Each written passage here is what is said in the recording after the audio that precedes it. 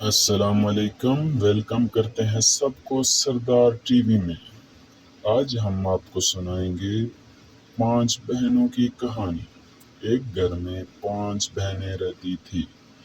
ایک کا نام ٹوٹی تھا، دوسری کا نام پھوٹی تھا، تیسری کا نام پھیکی تھا، چوتھی کا نام مری تھا اور 5ویں کا نام بھوتنی تھا۔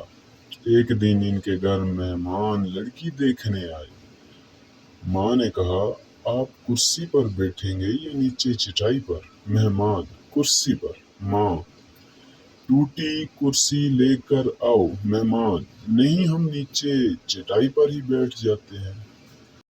ماں: پھوٹی چٹائی لے کر آؤ۔ مہمان: رہنے دیجیے، ہم نیچے زمین پر ہی بیٹھ جاتے ہیں۔